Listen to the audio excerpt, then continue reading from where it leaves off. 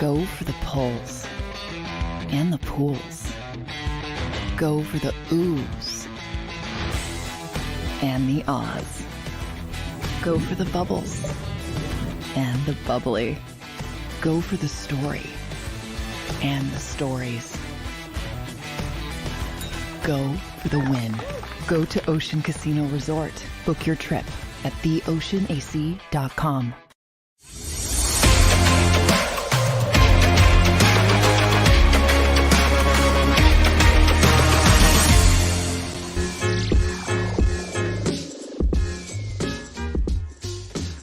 What's up, everybody, and Happy New Year on this depressing New Year's Day in Philadelphia, if you're an Eagles fan. But welcome into the Legal Hands to the Face show with Bill Colarulo. We are streaming live on the JAKIB Sports Network. We are live on the Legal Hands to the Face YouTube channel, TikTok channel, Instagram channel, Facebook channel. We are live everywhere to break down the disaster that is the Philadelphia Eagles right now. And we've been talking about it for a few weeks on this show. And if you follow me on social media or you follow my other show, the Philly Sports Power Hour, I have been saying now for weeks that this Philadelphia Eagles team has been trying to tell us who they were all season long. And we kept ignoring it because they were winning. We kept ignoring the problems with the offense because they were winning. We kept ignoring the issues with the defensive personnel because they were winning.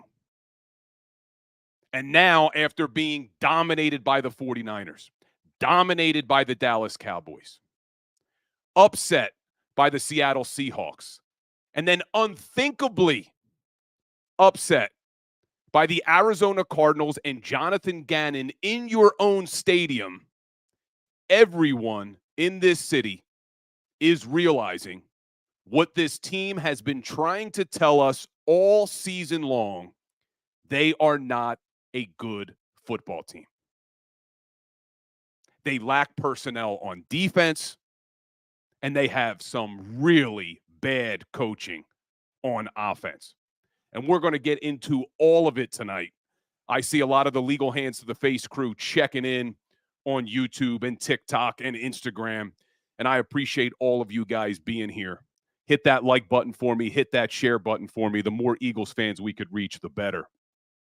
But I want to talk a lot tonight about who is to blame for what we're seeing here in front of us. What was such a promising season going into this year, starting off 10-1 with Super Bowl aspirations, how quickly it has fallen. But who is to blame for the predicament that this team finds themselves in right now?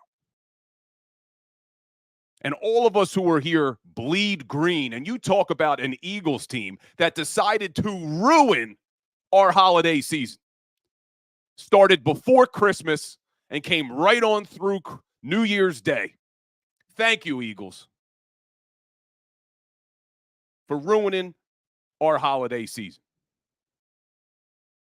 But we'll talk a little bit about that Cardinals game. I want to go through some of the things that occurred, and then I want to get into who is to blame for this mess. So the Philadelphia Eagles lose the game 35-31 to Jonathan Gannon and the Arizona Cardinals, who are not a good football team. But unfortunately, we are realizing either are the Philadelphia Eagles. And some of the things that the Cardinals were able to do to this Eagles defense is historically bad. I sat here all day today. We did the Philly Sports Power Hour this morning. And I sat here thinking about what defensive performance can I remember in recent history that was as bad as what we saw yesterday on New Year's Day from this Philadelphia Eagles defense. And I can't remember one. If you're here in the chat please comment if you remember seeing a defensive performance as bad as what we saw yesterday. You were going up against the 24th ranked offense in the NFL, who didn't even have their number one wide receiver, Marquise Brown, because he just got put on IR. And you let this team, who was only averaging 306 yards a game coming in, put up 450 yards of offense. They dominated your defense. And I see Eric Smith in the chat answering my question about a worse defensive performance. And he brings up Juan Castillo. Great pull, Eric Smith. And for those of you who don't remember the whole Juan Castillo experiment, it was when Andy Reid decided to take our offensive line coach and make him a defensive coordinator. So we are seriously going back to that disaster, saying that that's the only thing we can think of that was as bad as the defense that we just saw on what is supposed to be a Super Bowl contender in our Philadelphia Eagles. And you just let the Arizona Cardinals put up 450 against you. And coming into this game, if you follow me, you know I was posting videos about this on Instagram, that one of the concerns I did have for that Cardinals offense was that they did have an ability to run the football. They were a top 10 rushing offense. And you look at this Eagles defense, the one thing that we had been hanging our hat on, as bad as this defense had been this season, the one thing that statistically they did well was not let teams run the football. You look at the first 9 games of the year, the Philadelphia Eagles only let one team rush for over 100 yards. One. They were averaging 66 rushing yards against through the first 9 games. Everything else was terrible about this Eagles defense. The pass defense was bad. Their third down defense is historically bad. Their red zone defense was bad. But at least we could say they could stop the run. Well, that was the first 9 games of the season. You look now at the last 7 games. Every single opponent has rushed for over 100 yards against this Eagles defense. Every one of them. The Eagles are giving up, on average, over 150 yards rushing in the last 7 games. A team that was averaging 66 rushing yards against through their first 9 is now giving up over 150 a game in their last 7. They can't do anything right. Anything on defense. Third down, one of the worst third down defenses in the league. And you look at the numbers coming out of the Arizona game, 5 of 10, 50%. That would be one of the worst in the NFL. But for this Eagles team, 50% doesn't sound too bad after some of the things they've been doing. But when you take a step back and look, the reason why the Cardinals were only 5 of 10 on third down is because in that second half, they never even made it to third down. In the second half of the game on New Year's Eve, the Arizona Cardinals on second down were 11 of 13 with 2 touchdowns. 11 of 13 on second down. That's how bad things were for this Eagles defense. Not only could they not get off the field on third down, they couldn't even get to third down against the Cardinals.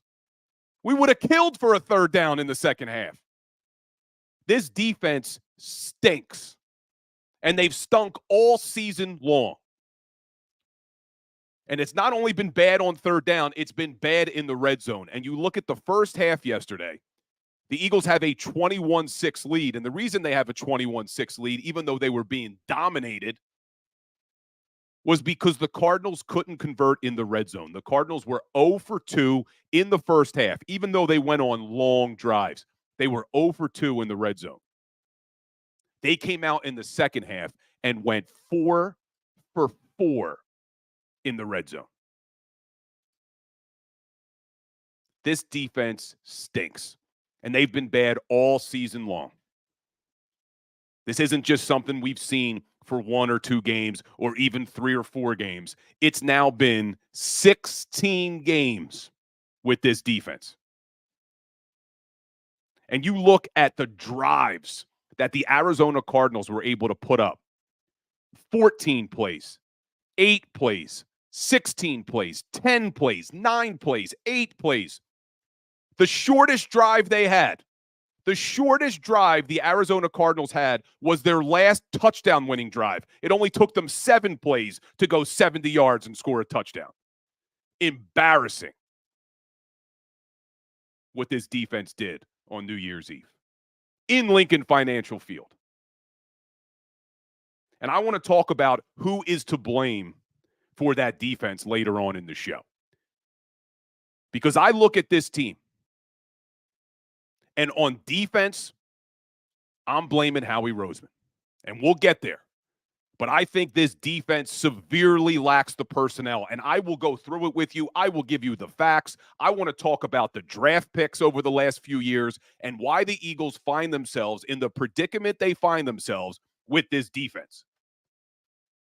But that's the only thing I'm putting on Howie Roseman is on the defensive side of the football.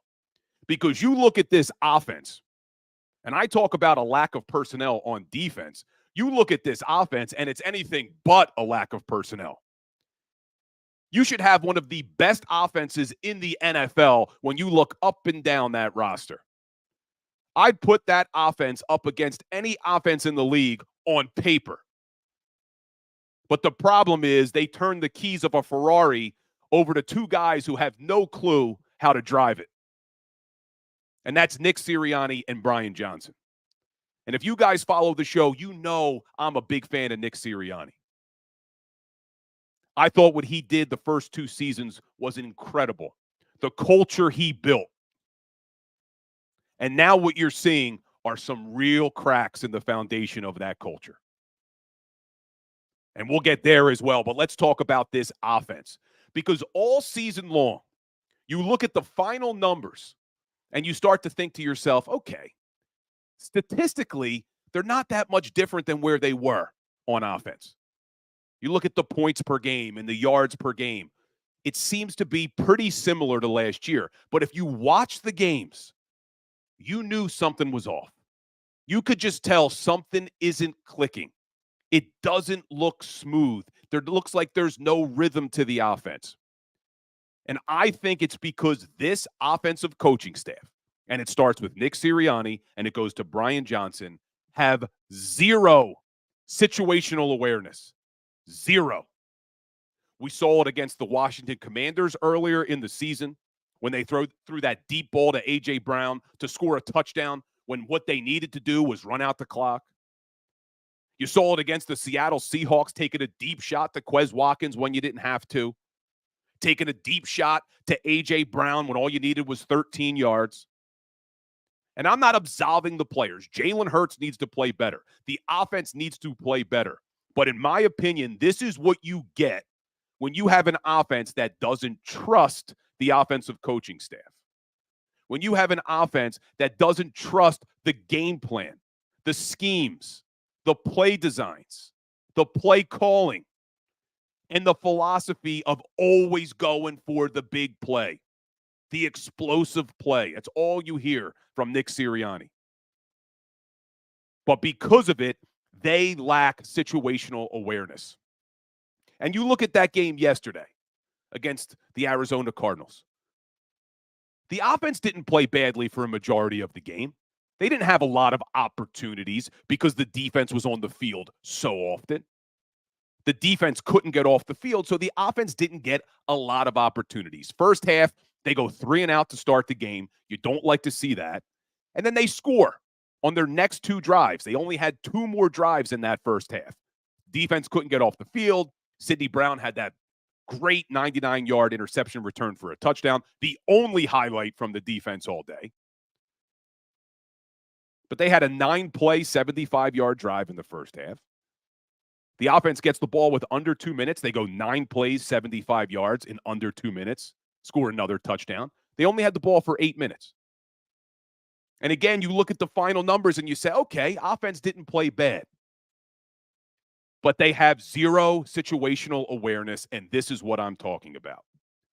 Jonathan Gannon ties up the game and makes the decision to kick an onside kick with under 5 minutes left in the game. You're in a 28-28 game. Your defense has been unable to stop the Cardinals all damn day. You know, in that situation, you need to score a touchdown. A field goal isn't going to hold against this Cardinals offense the way they were dominating your defense.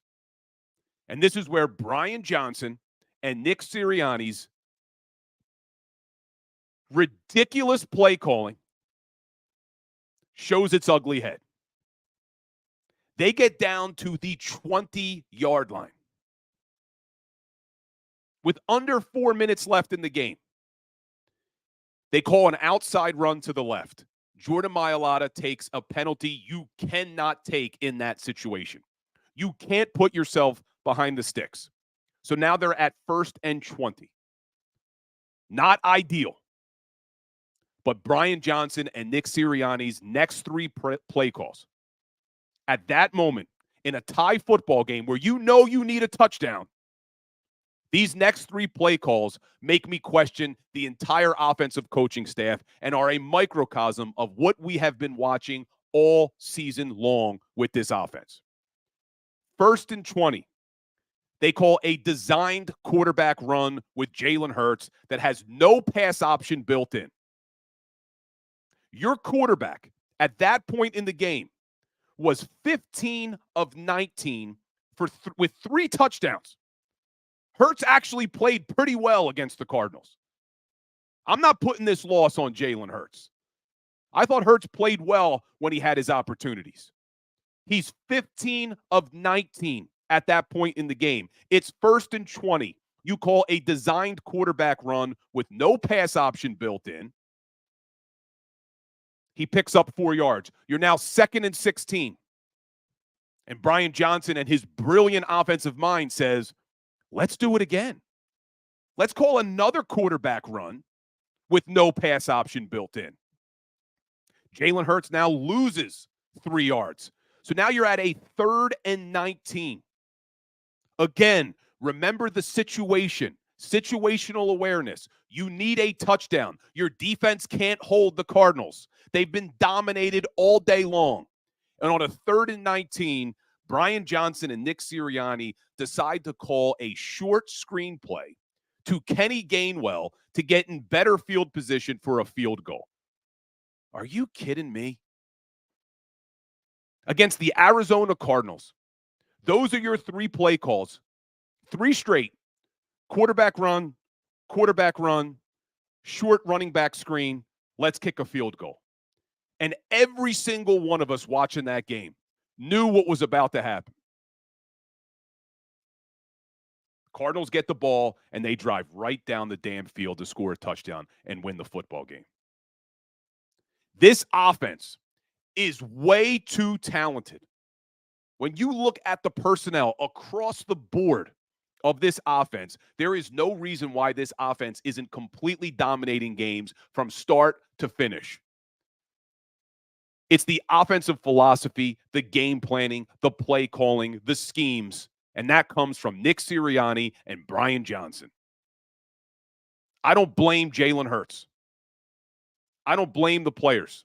They can't be completely absolved. Yes, players need to play.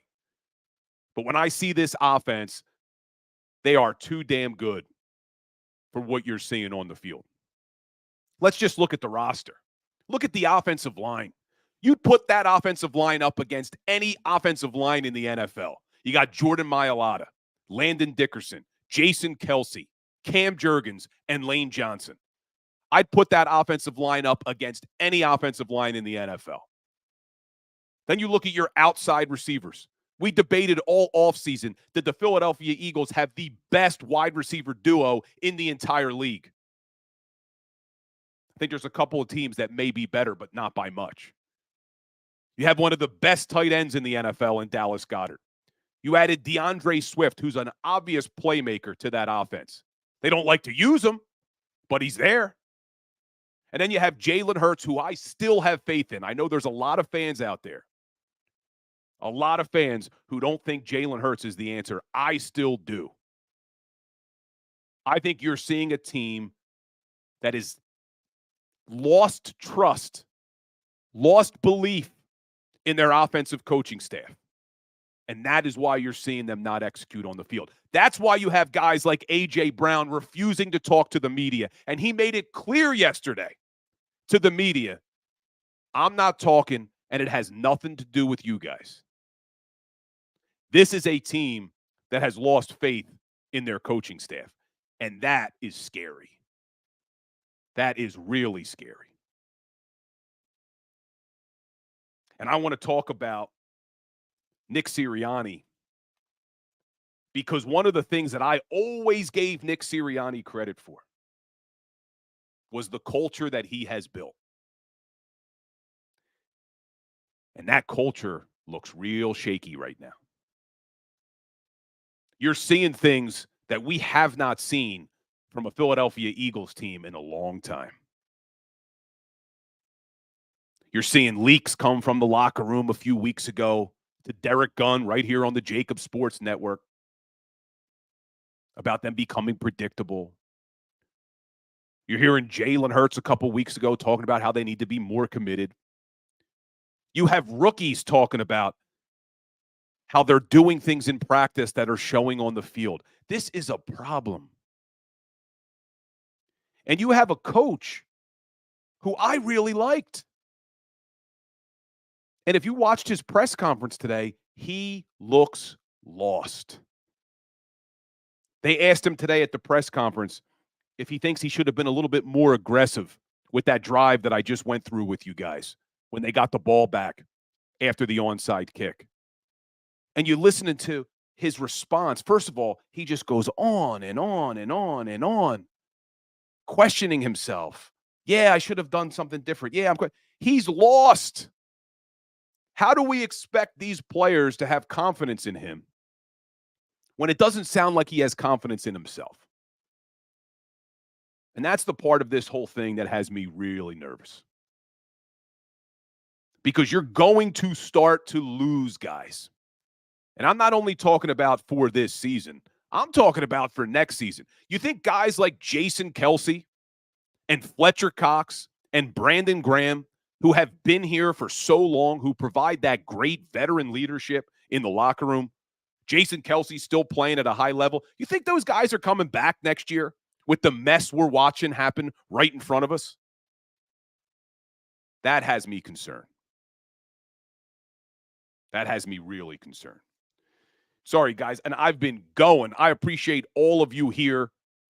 When this is over, we will take the audio, upload it to all your favorite podcast platforms. So you may be listening to the podcast. If you are, leave us a review on any podcast platform you're on. Really helps us reach more Eagles fans.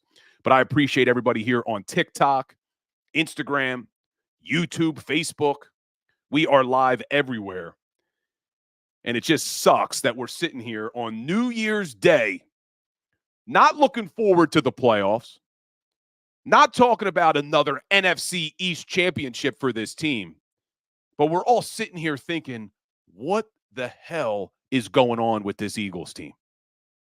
And I have concerns that go even further than just this season. And that is not an overreaction. We are seeing things that are unprecedented. I got this stat from Reuben Frank. The Philadelphia Eagles are now the third team ever. There's only been 3 teams ever in a 16-game season to open up 10-1 or better and then lose 4 of their next 5 games. You got to look at the 2020 Steelers and the 1986 Jets. That's it. This team has a lot of problems. And we've talked about the culture. and we've talked about the offense. And I really want to talk about the defense, because I definitely put the blame on offense with the coaches. We just talked about Brian Johnson. We just talked about Nick Sirianni. But when I look at this defense, I'm blaming Howie Roseman.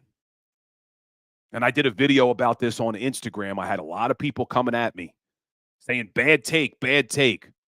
Well, I want to explain to you what I'm talking about with how bad things are on that defensive side of the football and why we find ourselves in this predicament. And I asked the question a few weeks ago, before all of this started to unfold. I started to ask the question here on this show and on my Instagram. Is this a championship defense? Are they talented enough to be a championship defense?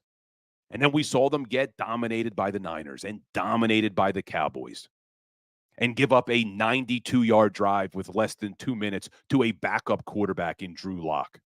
You saw them try to give the game away to Tyrod Taylor and the New York Giants last week. And now you just saw the Arizona Cardinals come into your house at Lincoln Financial Field and embarrass your defense. So we're going to take a quick break, and when we get back, I want to talk to you about why I blame Howie Roseman for what we're seeing on the defensive side of the football. Hit that like button, hit that share button. We'll be right back, guys. Go to get your game on. Go for the beers. Go for the cheers.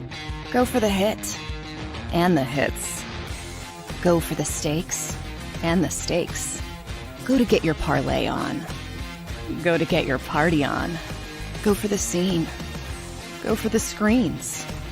Go for the gallery. Go for the win. Go to Ocean. Visit theoceanac.com to plan your visit.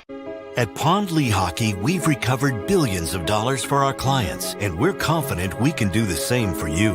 With over 250 years of combined courtroom experience, we've helped over 100,000 injured clients obtain some of the largest settlements in Pennsylvania. One conversation is all it takes to help you and your family get back on track.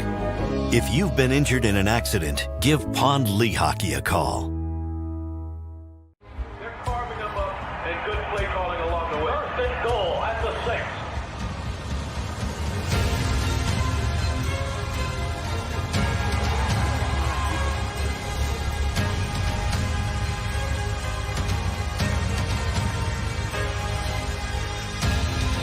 On the field of life, First Trust Bank is there for you. Champions on 3. 1, 2, 3. Because Philadelphia dreams deserve a Philadelphia bank.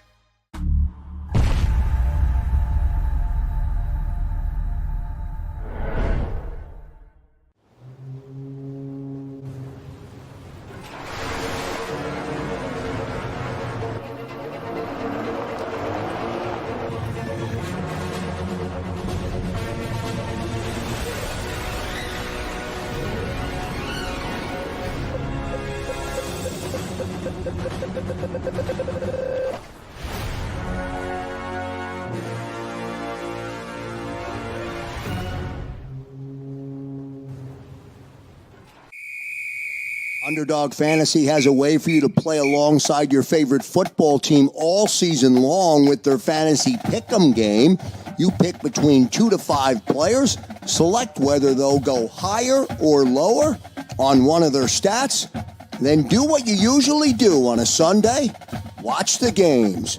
You can win up to 20 times your money in a single game by going 5 for 5. It's a fantasy game, and the Sports Betting Show wants you to get involved. Go to UnderdogFantasy.com. When you sign up, use the promo code WIN, and Underdog will double your first deposit up to $100. That's UnderdogFantasy.com. Use the promo code WIN. Do you stream on a Roku, Fire Stick, Google TV, or Apple TV? Now you can watch 6ABC 24/7 with the 6ABC Philadelphia streaming app. For the big story on Action News, Search 6ABC Philadelphia and start streaming today. EAGLES, Eagles.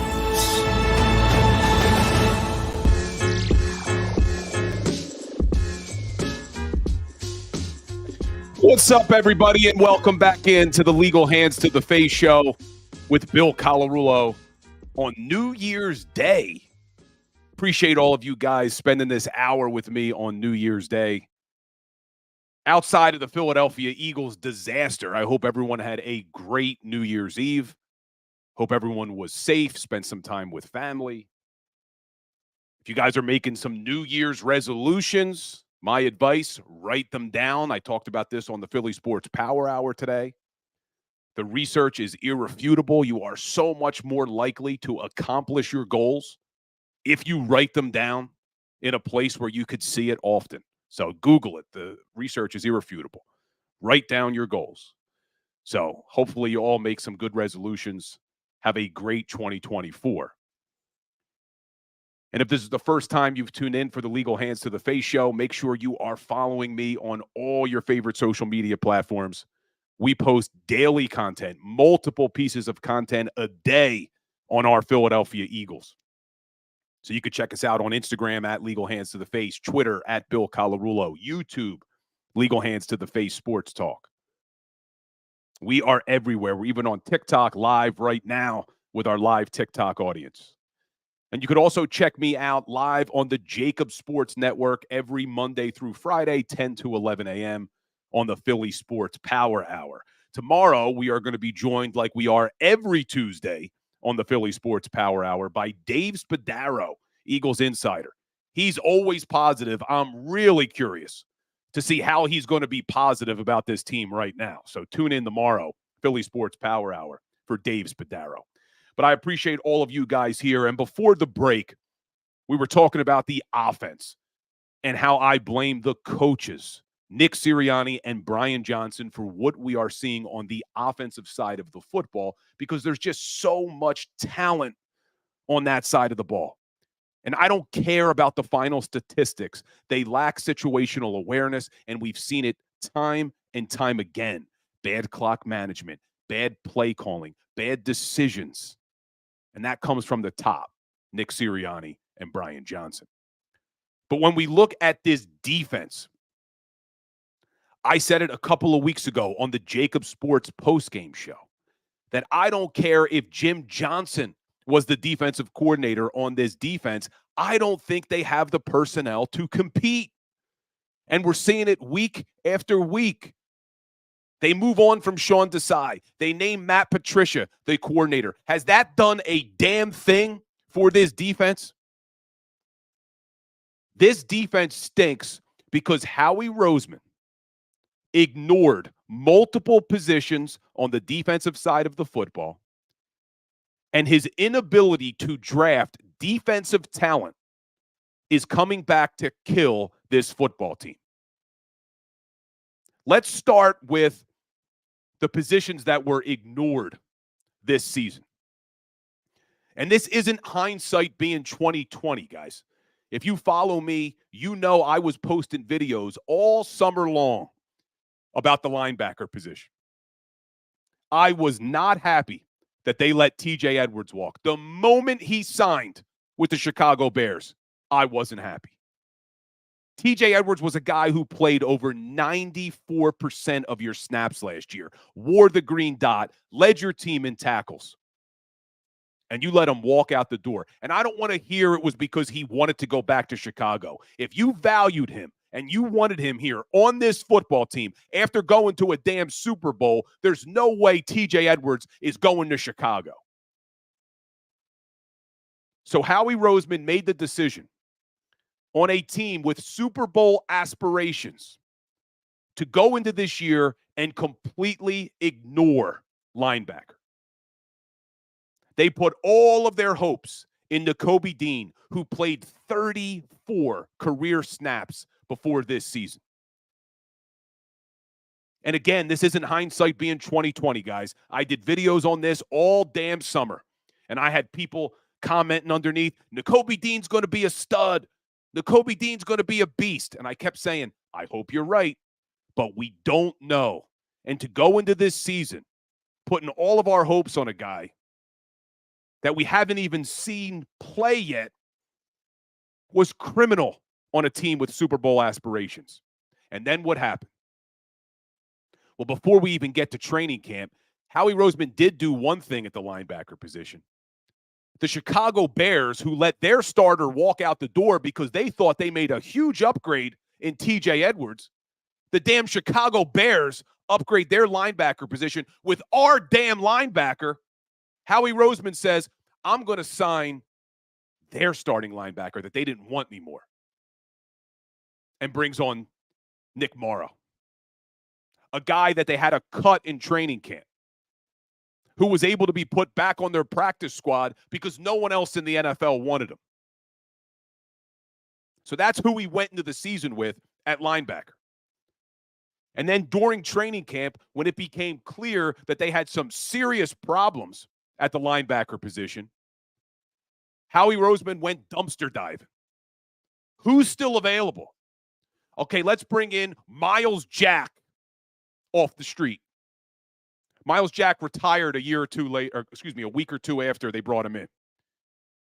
Somehow he's back in the league. Clearly just didn't want to be on the Eagles. Then they say, okay, let's find another one. Zach Cunningham. Let's bring him in too. And then when it became clear that Dean wasn't the answer, and Morrow was hurt, and Cunningham was hurt, and Miles Jack retires, and Christian Ellis gets picked up on waivers by the Patriots, and you're left with only Ben Van Sumeren, undrafted rookie who played fullback until 2 years ago. Howie Roseman says, okay, maybe I got to do something else drastic. Let's sign a guy that the Indianapolis Colts, who were in a playoff chase, decided that they didn't even want him anymore. Even though they were still going to be on the hook for his contract, they just go and cut Shaq Leonard. And I was hopeful maybe we got lucky. Maybe Shaq Leonard still had something left in the tank. And you saw some flashes last week against the Giants. But he didn't look good against the Cardinals, and he gets hurt. And what we're seeing at the linebacker position falls squarely on Howie Roseman.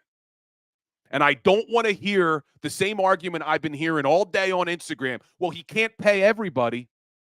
Linebackers don't cost a lot of money in this league. They don't. You ignored the position entirely. You didn't only devalue it and say we're not going to pay a lot of money for the position. You just flat out ignored it and thought that you could dumpster dive and bring in anybody. And then what he decides to do is not only ignore the linebackers, let's also ignore the positions that play right behind the linebackers. Let's ignore the safeties too. This is where the arrogance of Howie Roseman comes in, that comes back to get him. And I am a Howie Roseman fan. I praise this guy when he deserves it. But if I'm going to praise him when he deserves it, I'm also going to lean into him when he deserves it. And he deserves a lot of the blame from what we're seeing on that defensive side of the football. So after ignoring the linebacker, he also says, I'm going to ignore the position right behind them, the safeties. Let's both Marcus Epps and Chauncey Gardner-Johnson walk out the door. And I was okay with going with Reed Blankenship at the one safety position. But then what Howie Roseman tried to do at the other safety position was more dumpster diving. More let's bring in guys that nobody else wants. Terrell Edmonds. Mike Tomlin and the Pittsburgh Steelers, he was their starter last year. They just let him walk. The Steelers weren't going to let him walk out the door and sign a cheap one-year deal somewhere else if he was any good. And look where that got us. Where's Terrell Edmonds now? They traded him to the Titans. He also signed Justin Evans. Justin Evans hasn't been able to stay healthy since he came into the league in 2018. Those were the two guys we went into the season with this year as potentially being our starting safeties. So you ignore the linebackers. You ignore the safety position. And then when it became clear you have a real problem at safety, you have to make a trade. And you go and you get Kevin Byard, who was a great player a couple of years ago, not the same guy. You made a mistake in ignoring those positions. And when people say you can't pay everybody, well, then what he did is he decided to put his money into two aging corners. Now, I know you could never have expected James Bradberry to take the step back that he did. And Darius Slay was playing well before he got hurt. But this is the problem with relying on two 30-year-old corners. You risk injury, like you saw with Darius Slay. You risk losing a step, like we've seen with James Bradberry. And as much as all of us celebrated those moves, we're not the general manager of the Philadelphia Eagles. It's not our job to analyze the talent and the contracts and decide who you're going to pay. And now they gave so much money to James Bradberry that he's going to be back next year because you can't take the $17 million cap hit next year. That's on Howie Roseman. And the reason that they're in this position is not only because they've ignored linebacker and safety, it's because Howie Roseman cannot draft defensive talent. He can't do it.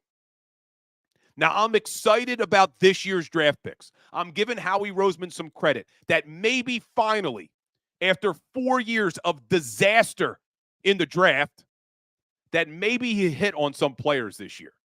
I think Keely Ringo has a lot of potential. I think Sidney Brown has a lot of potential. Obviously, Jalen Carter has a lot of potential. But for a team with Super Bowl aspirations, you can't rely on 3 rookies on the defensive side of the football to carry you to a Super Bowl. There's going to be ups and downs. We've already seen it with Sidney Brown and with Keely Ringo. He had 2 good games, didn't have a good game yesterday, Keely. You've seen big plays from Sidney. You've seen missed tackles from him. This is what you expect from a 3rd and 4th round draft pick. But you look at the years before he just drafted those guys, and he's missed way too often. Let's look at last year's draft. He takes Jordan Davis in the 1st round. I'm not sure about Jordan Davis, guys. I don't know what we have in Jordan Davis. I was excited about him when they drafted him. He had an up and down year last year. He wasn't healthy. He came in this year. He had a couple good games early. He has really fallen off. He drafts Nakobe Dean. We're getting nothing from him. Maybe we get something next year, but you're not going to be able to rely on him this year. He drafts Kyron Johnson at defensive end. Kyron Johnson's on the Steelers now. And this defensive line, we didn't even talk about that. I talked about linebacker. I talked about safety. Let's talk about this defensive line that's supposed to be the strength of this team. You look at these edge rushers. Where's all the depth we kept hearing about? They have Hassan Reddick and Josh Sweat, and both of those guys have now played career highs in snaps because they have nobody else on the edge. After Reddick and Sweat, there's no one. Brandon Graham's not playing as many snaps. He's getting up there in years. You brought back Derek Barnett. You had to cut him because he was unhappy. You drafted Nolan Smith. He's giving you nothing. Where's all this depth at the edge? You have none. And the reason you have none, and the reason you have no linebacker, and the reason you have no safeties is because you haven't been able to draft for 4 straight years. Just talked about Kyron Johnson. They drafted to be an edge. He's on the Steelers. Let's go to the year before. They take Milton Williams in the 3rd round. I'm okay with that. The one thing that Howie Roseman has done with a little bit of success has been D-tackle. Milton Williams, maybe Jordan Davis, obviously Jalen Carter. Outside of D-tackle, it's been swings and misses time and time again. After Milton Williams, they take Zach McPherson. Promising coming in this year. We didn't know what we were getting. Hasn't played a lot. Blows his Achilles in training camp. They take Teron Jackson at defensive end. He's on the practice squad. With the little depth you have at defensive end, Teron Jackson's on the damn practice squad. They take Jacoby Stevens, who was a safety out of LSU. They wanted him to play linebacker. He's not even in the league. They take Patrick Johnson at defensive end. He didn't play any defensive snaps this season until last week. He's giving you nothing. Let's go to the year before. The year they took Jalen Reagor in the first round. Everybody remember that one? They took Davion Taylor for a linebacker in the third round. He's out of the league. They took Kevon Wallace at safety. He's on the Titans. Sean Bradley, linebacker, special teamer, out for the year. Casey Toohill, defensive end. He's on the Washington Commanders. You guys seeing a theme here? He can't draft defensive players. And when we talk about an offense that has the personnel that this offense has, and you have that much money invested in your offense, you need young defensive players contributing to your team on their 4 or 5 year rookie deals. That's how the salary cap works. You have to have young players who are still on those rookie contracts contributing to your team, and they've struck out every damn time on defense. Let's go to the year before, 2019. He drafts another defensive end. You ready for this name? Sharif Miller. He's out of the league. Outside of defensive tackle, you have to go all the way back to 2018 when they took Josh Sweat to find a player that is contributing to this defense that Howie Roseman drafted. And then you have young guys, Marcus Epps, an undrafted guy that you helped develop. TJ Edwards, an undrafted guy that you helped develop. And you let him walk out the door? With your track record of drafting defensive players, you let these guys walk out the door? That's why when I have people coming at me, when I say that I blame Howie Roseman for where this defense finds itself, I'm giving you facts. How can you deny that the defense is in the state it is in because Howie Roseman's neglect of the linebacker position, the safety position, and the inability to draft young defensive players that can make an impact on a team? Maybe got lucky this year. I got hopes for Sidney Brown and Keely Ringo and Jalen Carter. But for a team with Super Bowl aspirations, you cannot rely on that many rookies on the defensive side of the football. You need second, third, and fourth-year players who are still on those rookie contracts contributing to your defense. That defense is on Howie Roseman. And not saying I was a huge fan of Sean Desai, but that's why when it happened, I did a tweet that said, you have a defense that lacks personnel and an offense that has all the personnel in the world, but you make a change to your defensive coach, but keep the offensive coaches the exact way you've had it all season long? How does that make sense to anybody?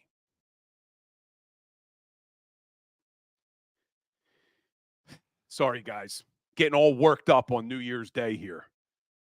But let's move on, because the Dallas Cowboys gave the Philadelphia Eagles a gift on Saturday night. Or I should say the Detroit Lions gave the Eagles a gift by Dan Campbell going for 2, which I supported, loved the aggressiveness. But then once that play gets called back on a penalty, you go for it again. There's another penalty, this time on the Cowboys. So you've clearly now used 2 of your best 2-point conversion plays, and you go for it again. Didn't like that aggressiveness. Thought that turned to recklessness on the Detroit Lions and Dan Campbell's part. So they give us what we thought was a gift. All the Eagles had to do was beat the Cardinals and then beat the Giants the last game of the year, and you were going to win the NFC East for the second year in a row. You were going to be a number 2 seed, opening up at home. Well, now it looks like our Philadelphia Eagles are going to be a 5 seed. And let's be honest, does it even matter? If the Philadelphia Eagles were the 1 seed, would any of you have any confidence that they can do anything in the playoffs with this freaking defense and this offensive coaching staff? Do we really think they're doing anything in the playoffs? I'm not even sure they're going to beat the Giants this week. Let's take a look at that game. In North Jersey, Giants are probably going to start Tyrod Taylor again. I think the Eagles would have a lot better shot against Tommy Cutlets, who shouldn't be an NFL quarterback. But I think Tyrod Taylor could beat this damn team. And I think it's embarrassing that they're only a 5.5-point favorite, the Eagles. They were just, 12-point favorites against the Giants last week? 12-point favorites against the Cardinals on Sunday? You're only a 5.5-point favorite? I know it's on the road. Cowboys are on the road at Washington. They're 14-point favorites, I think. But that game against the Giants probably isn't going to matter. And if you guys haven't been paying attention, the schedule was released. The NFL left the last Sunday of the year open without scheduling the games until yesterday. So the Philadelphia Eagles game, it could have been Saturday or Sunday. They make it the 4:25 game on Sunday because what they're trying to do is make all of the games matter. So the Dallas Cowboys play in Washington also at 4:25 on Sunday, because if the Cowboys somehow lose to the Commanders and the Eagles somehow win in North Jersey against the Giants, the Philadelphia Eagles would win the NFC East, and they would be a 2 seed. They still hold the tiebreaker over the Lions for a 2 seed if the Cowboys lose and the Eagles win. But I'm done worrying about seeding. I'm done caring about any of that because this team's just not good enough. And you look at Tyrod Taylor for the Giants, they could easily beat this Philadelphia Eagles team. Tyrod Taylor threw for over 300 yards, ran for 40 yards in a close game against the Los Angeles Rams this weekend. 26-25 they lost. Close game. And you can't even look at the numbers anymore. As bad as the Giants' offense has been, you can't look at the numbers because this Eagles defense just can't stop anybody. They're in the bottom of almost every single meaningful category. So we'll see if this team comes out and plays hard on Sunday. And unfortunately, or fortunately, depending on how you look at it, there's going to be another game after that. Eagles are going to the playoffs. No matter what happens in Week 18, the Eagles will go to the playoffs. If they're a 5 seed, they'll probably open up on the road against the NFC South. Could they win that game? Sure. Is it going to matter? No. This team's not beating the Cowboys. They're not beating the 49ers. And it's just really frustrating for a team where we had such high hopes. And it is criminal, in my opinion, that Howie Roseman ignored positions on a team with Super Bowl aspirations. It really is. But, guys, I appreciate you guys. I see you all in the chat. I can't get to everybody. I got chats going on TikTok. I got chats going on YouTube and Facebook and Twitter and Instagram. So I can't get to all of you, but I do appreciate all of the engagement. I really do. Smash that like button for me. Make sure you're following me everywhere. We are only getting started, guys. This has been a great year. 2023 was an amazing, amazing year. And I appreciate every single one of you who has taken the time to engage with me, like my content, watch any of my shows. I really do appreciate it. 2023 has been better than I ever could have imagined, and we are only getting started, guys. Only getting started. I have big things planned for 2024. So stay tuned for that because it's going to be an even better year in 2024. Can't make promises it's going to be better for the Eagles, but I can promise it's going to be better for us because I've said this to you guys before. This is our show. This is our social media channel. This is just as much yours as it is mine. I love the engagement. I love the comments. Keep engaging with me. Keep sending me DMs. A lot of you guys send me DMs asking me questions or telling me your opinions on things. Love it. So keep it coming, guys. I really do appreciate it. And like we end every Legal Hands to the Face show, we do a little Philadelphia Eagles trivia. No Googling. I know there's people in the chat who love to cheat when I do my Philadelphia Eagles trivia, but we got a little bit of a Philadelphia Eagles trivia today. And there's some people calling for Nick Sirianni's job. I'm not there. Okay, I don't think that you get rid of a guy yet. It's been bad. I have my concerns for the first time ever about Nick Sirianni, but I don't think you make a knee-jerk decision and move on from a guy who's had the success he's had. It's been bad. It's been ugly. I understand the people who are saying we should move on. I just don't think you do it yet. But that's what had me thinking with my Eagles trivia today. So I went back and looked. So the Philadelphia Eagles, in their history, have had 24 head coaches. And amazingly, there's only 3 head coaches in Philadelphia Eagles history who have coached for more than 5 seasons on the Eagles sidelines.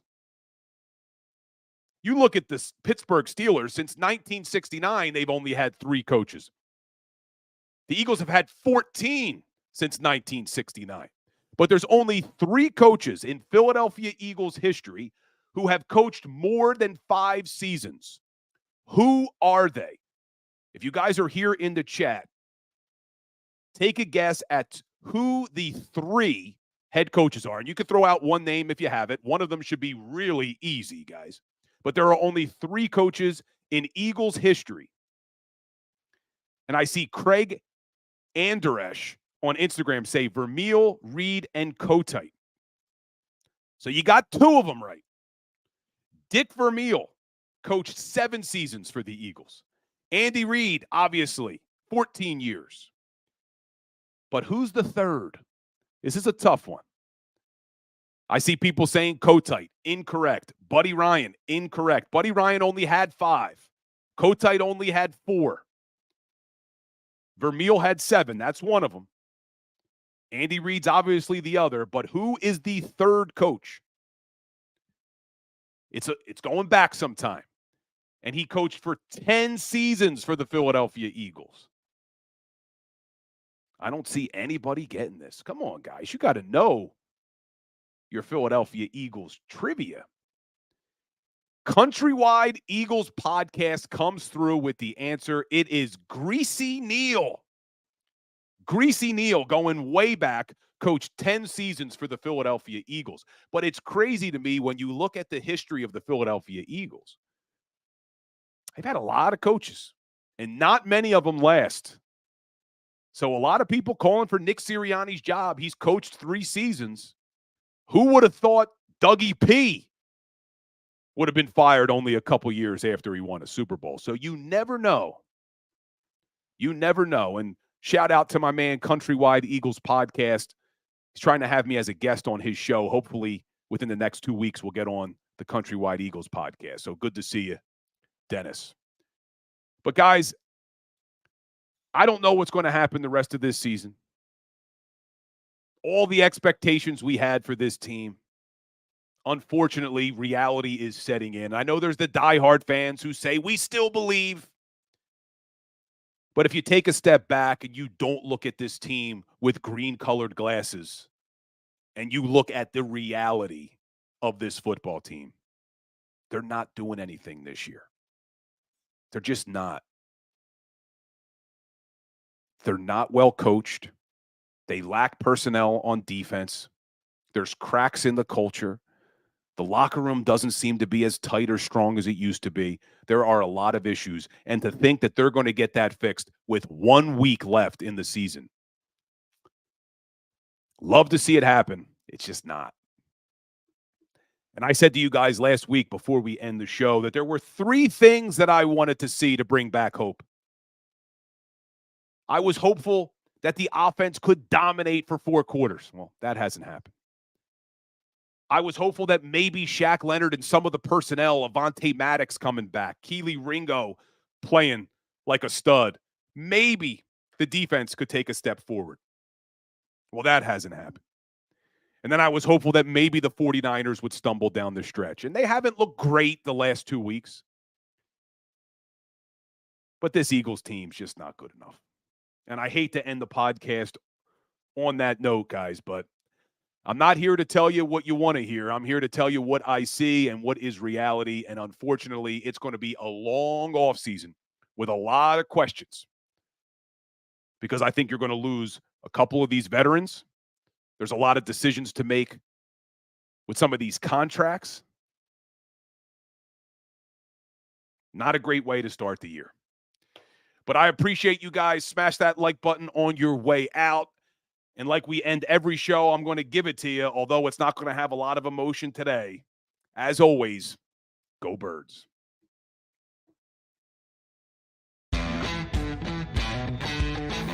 Go for the polls and the pools. Go for the oohs and the ahs. Go for the bubbles and the bubbly. Go for the story and the stories. Go for the win. Go to Ocean Casino Resort. Book your trip at theoceanac.com.